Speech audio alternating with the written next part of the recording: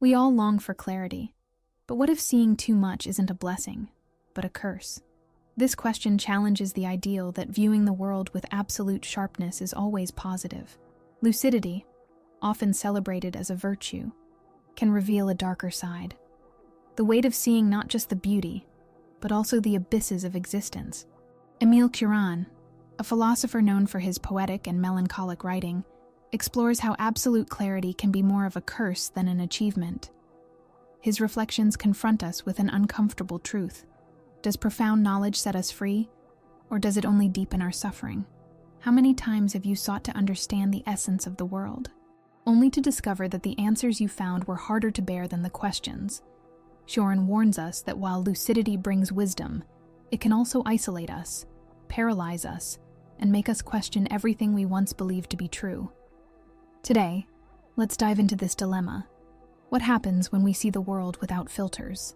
Let's explore how lucidity, while illuminating, can be a heavy burden to bear, a paradox that reveals so much about the human condition. What draws us to lucidity? Perhaps it's the promise of control, to better understand the world, anticipate mistakes, and make more conscious decisions. This desire, so human, seems natural. After all, who wouldn't want to see more clearly? But what if, by turning on the light, we discover more than we wanted to know? Think of a child's curiosity during a magic trick. As long as the mystery remains, there is enchantment. But when the secret is revealed, something is lost. Fascination gives way to frustration. Lucidity is like that. By illuminating what was once hidden, it also exposes us to the discomfort of inconvenient truths. It's like turning on a flashlight in a dark room. Suddenly, we see everything that's there. The familiar and the unfamiliar, the expected and the unsettling.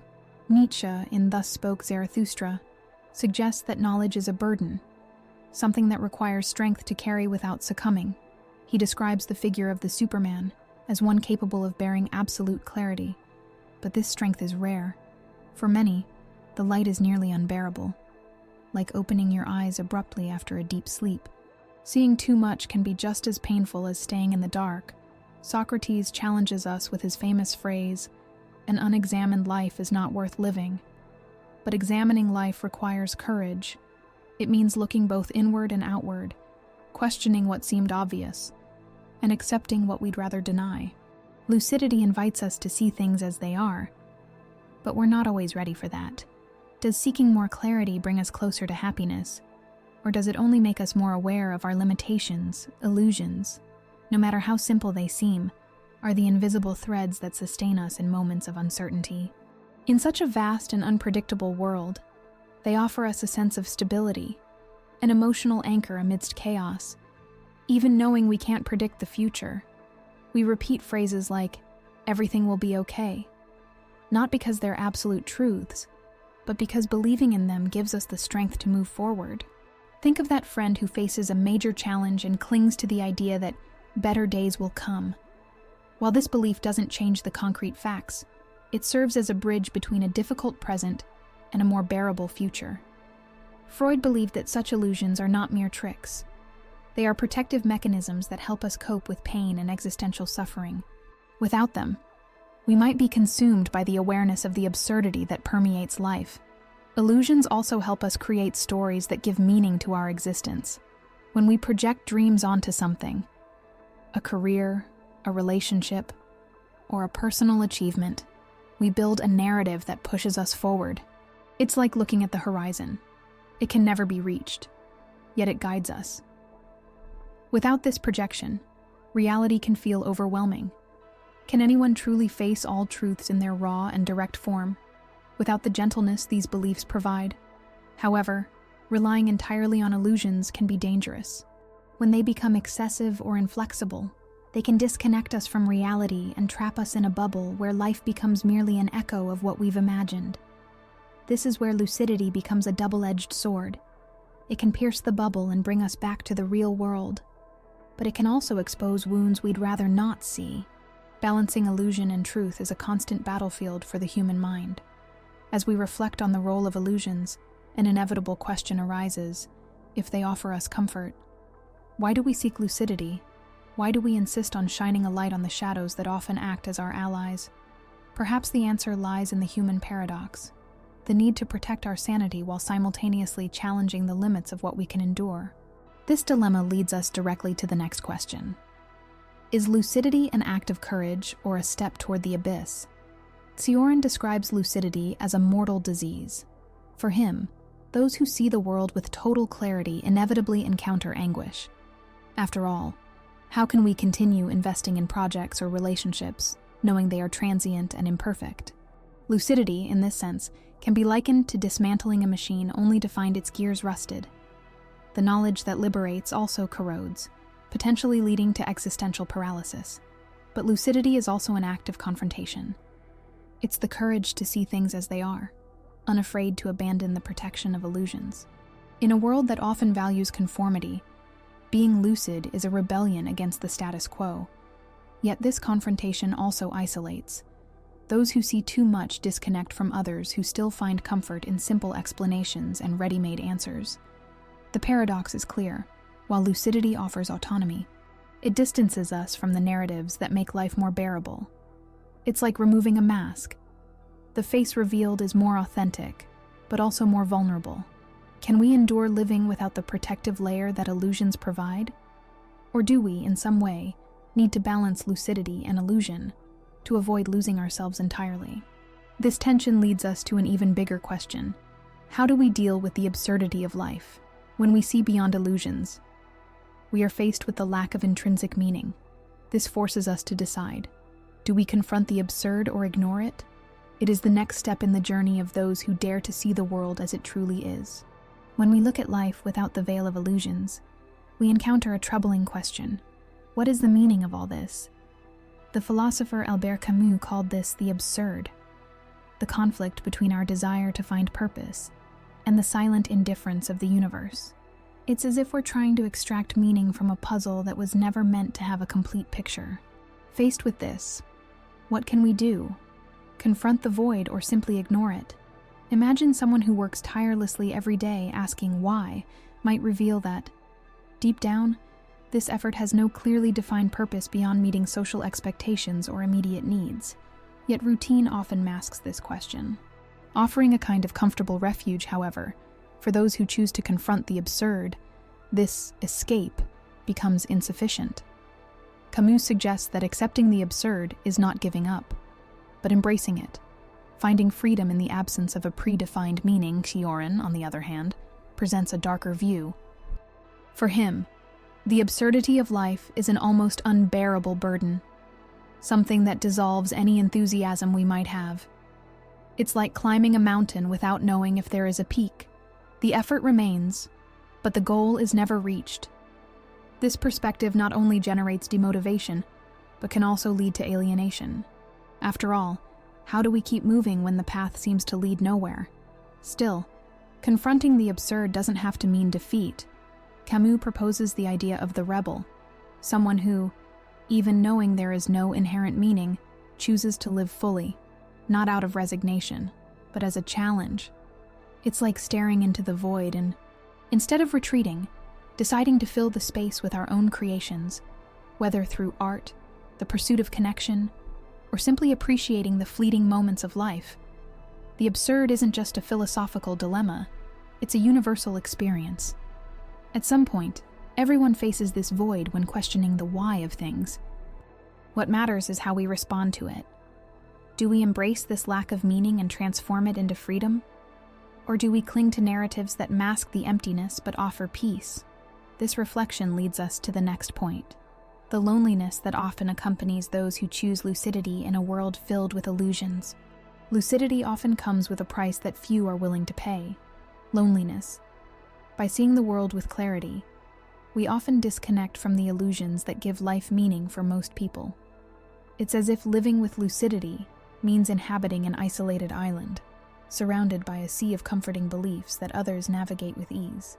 The more we see, the more we realize that not everyone is ready or willing to see the same.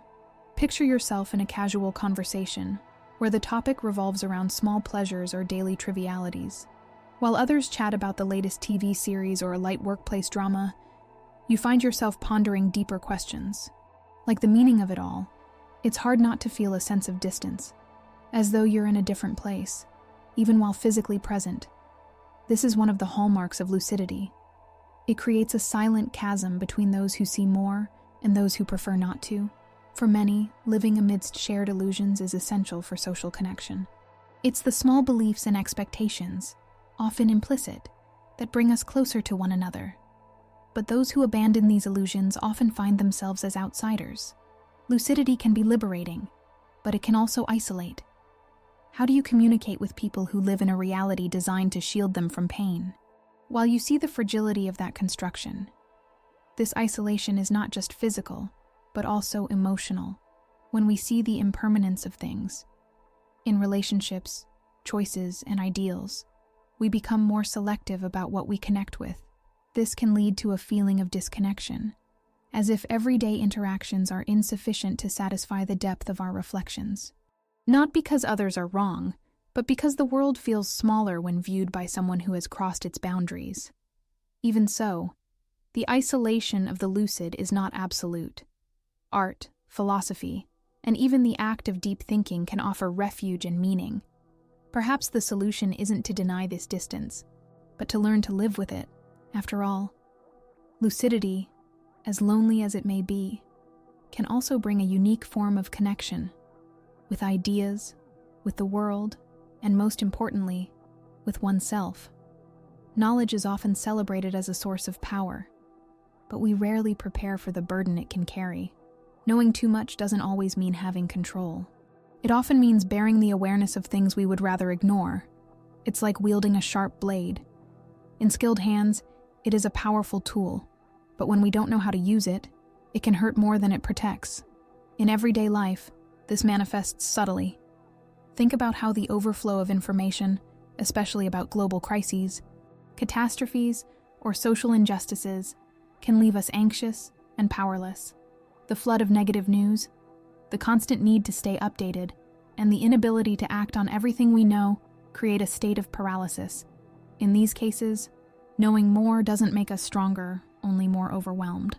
George Orwell captured this ambiguity well in his phrase, "Ignorance is bliss." While it may sound contradictory in a world that values access to knowledge so highly, there's a bitter truth to the idea. Excessive awareness can rob us of tranquility when everything is understood in its complexity. Even the simplest decisions, like what to eat or where to go, can become laden with ethical, environmental, and social implications. How, then, can we act without feeling the weight of it all? But the problem isn't just the volume of knowledge, it's our relationship with it. When what we know isn't accompanied by a way to integrate it into action or understanding, it becomes a burden. It's like carrying a detailed map of an infinite territory. Knowing where the obstacles are doesn't necessarily make us more capable of overcoming them. This paralysis, however, is not an endpoint. It can be an invitation to reflect. To what extent do we really need to know everything? Is filtering what we absorb an act of neglect or self-preservation? The challenge lies in finding a balance between lucidity and self-care, allowing knowledge to guide us without consuming us. And within this context arises an even deeper question. How do we live ethically and with integrity in a world where knowing too much can feel both like a gift and a burden? Knowing too much presents us with a unique ethical dilemma. How do we act in a world where many truths are fleeting, and so many choices seem constrained by illusions? Lucidity forces us to confront these questions directly, challenging our notions of morality and demanding that we reconsider the boundaries of our responsibilities. Consider a common example. You encounter someone in need and decide to help, even though you know their suffering is part of a larger reality that you alone cannot change.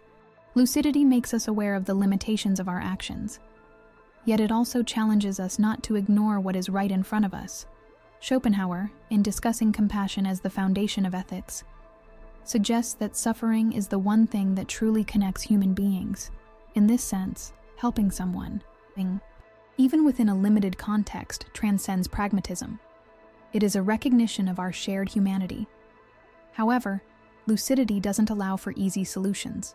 When we see that the world is upheld by complex and often unjust systems, how do we continue to live with integrity, everyday decisions, buying a product, working for a company, supporting a cause, become laden with implications.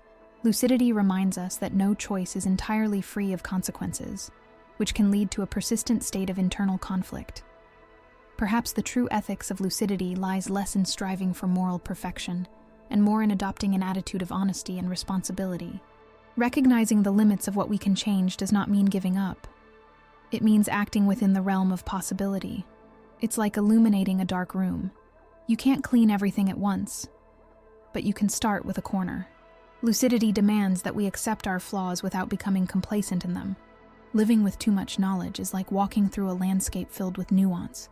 The ethics of lucidity challenge us to find a balance between acting with compassion and accepting what we cannot control. The lingering question is, if everything is transient, how do we find purpose in our choices? This reflection leads us to the next point, where the tension between lucidity and happiness becomes impossible to ignore. The pursuit of lucidity often puts us on a collision course with happiness. While happiness is built on moments of lightness, acceptance, and often illusions, lucidity insists on exposing truths we'd rather avoid. The result is a profound conflict.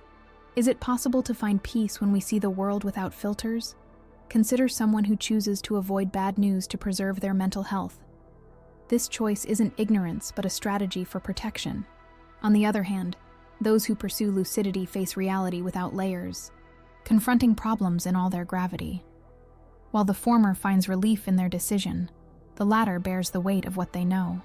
Nietzsche reminds us in his Reflections that the strong person is the one who can live without illusions. But is this strength alone enough to guarantee a happy life? Happiness is often like a castle built on sand, supported by expectations, memories, and hopes that we know deep down are fragile. Lucidity acts as the wind threatening to topple this structure. When we see the impermanence of the world, everything that once felt solid begins to be questioned. This clarity can lead to moments of profound realization, but also of despair. After all, how can we find joy in something we know won't last? Yet, happiness and lucidity don't have to be enemies. Perhaps the challenge lies in recognizing the limitations of happiness without rejecting it entirely. It's possible to find joy in simple moments, meeting with friends, admiring a landscape, or listening to music, without demanding that they be eternal or fully meaningful. Camus suggests that by embracing the absurd, we can create meaning within our own experiences, without relying on a greater purpose. The tension between lucidity and happiness is a delicate dance. It's not about choosing one over the other, but about learning to coexist with both. Lucidity may distance us from the illusions that sustain happiness, but it can also lead us to a deeper understanding of what truly matters. Though lucidity is often associated with pain, it carries a unique potential, the ability to transform suffering into wisdom. By facing reality without illusions, we confront the hardest truths, but we also gain a deeper perspective on existence. It's like passing through a storm. The journey is arduous, but the horizon that emerges afterward can be breathtaking. Think of someone who has experienced a great loss. At first, the suffering is overwhelming, but over time, this experience can bring new meaning to life. Viktor Frankl, in his work, Man's Search for Meaning, describes how suffering, when faced with courage, can connect us to deeper values and give life a sense of purpose. Lucidity, in this context, allows us to see beyond immediate pain, uncovering something more enduring. The wisdom that lucidity provides is not superficial. It's the kind of learning that only comes from direct experience with discomfort. By seeing the world as it is, impermanent, chaotic, and uncertain, we become more resilient. We understand that suffering isn't a deviation, but an inevitable part of life. And by accepting this, we can find beauty even in the most difficult moments. It's like appreciating the falling leaves of autumn. The end of one cycle is also the beginning of another. However, this beauty is not easy to attain. It requires a willingness to embrace discomfort and not shy away from it. Lucidity challenges us to transform pain into growth, a process that demands effort and reflection. But when we succeed, we gain a perspective that allows us to appreciate life more fully, not in spite of its difficulties, but because of them. Between the lucidity that lays reality bare and the illusions that offer us comfort, there exists a transitional space, a middle ground that, while challenging, can help us navigate life. It's not about completely abandoning the desire for clarity, nor about surrendering blindly to illusions, but about finding a balance where both can coexist. Imagine someone who lives fully aware of the world's difficulties, but still finds moments of joy in small things. A hug, an unexpected laugh, the contemplation of something beautiful. These moments don't deny life's harsher truths, but remind us that life is made of contrasts, and it's in these contrasts that its richness lies.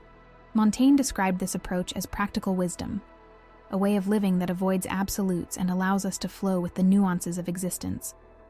This pursuit of balance requires humility and courage. Humility to accept that we will never have all the answers, that some illusions are necessary to bear the weight of the world. Courage to face the truths that lucidity reveals without letting them consume us. It's like walking a foggy path. We don't need to see everything clearly to move forward, but neither should we shut our eyes entirely. Perhaps the greatest lesson of lucidity is this: it doesn't provide definitive answers but teaches us to live with the questions. It's not about choosing between happiness and truth, but about learning to carry both, understanding that happiness can exist even amidst uncertainty. As Cioran said, knowledge, when too deep, turns into poison. Our challenge is to find a way to neutralize that poison, extracting wisdom from it without becoming intoxicated. And how do you see this balance? Are you willing to bear the weight of lucidity, knowing it can bring both suffering and beauty? Or do you prefer the illusions that, while fragile, offer momentary relief? Whatever your choice, the most important thing is to recognize that life, in all its complexity, is made up of these tensions. And it is within this paradox that life becomes both challenging and extraordinary,